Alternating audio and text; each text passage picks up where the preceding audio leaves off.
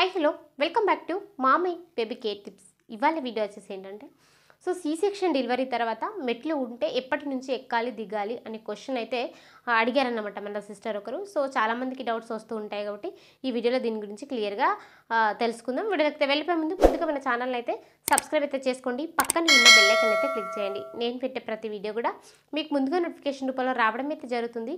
ఏదైనా సందేహాలు ఉంటే కింద కామెంట్ చేయండి, తప్పకుండా నేను మీకు రిప్లై ఇస్తాను. ఇక వీడియోలో సెక్షన్ డెలివరీ తర్వాత మెట్లు ఉంటే ఎక్కడం దిగడం ఎప్పటి నుంచి చేయాలి అని డౌట్ అయితే వస్తూ ఉంటుంది. సో కొందరి ఇళ్ళల్లో మెట్లు ఉంటాయి, కొన్నిసార్లు ఎక్కాల్సి వచ్చిన పరిస్థితి కూడా ఉంటుంది అన్నమాట.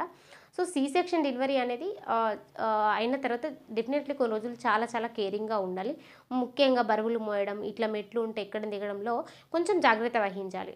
1 నుంచి 2 వారాల వరకు కూడా ఈ మెట్లు ఎక్కకుండా దిగకుండా చూసుకోండి. ఎందుకంటే స్టిచెస్ కదా, కొన్నిసార్లు అవి ఊడిపోయే ప్రమాదం ఉంటుంది.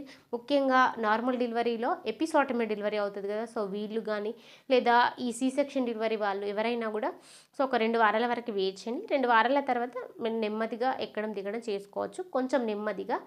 సో 2 వీక్స్ వరకు అయితే వెయిట్ చేయండి. అప్పుడే మీరు నడిచినా కూడా అది అంత మీకు మంచిది కాదు, స్టిచెస్కి ప్రాబ్లం అవుతుంది కాబట్టి జాగ్రత్త వహించండి. ఇంకా ఏమైనా సందేహాలు ఉంటే కింద కామెంట్ చేయండి, తప్పకుండా నేను మీకు రిప్లై ఇస్తాను. Thank you so much.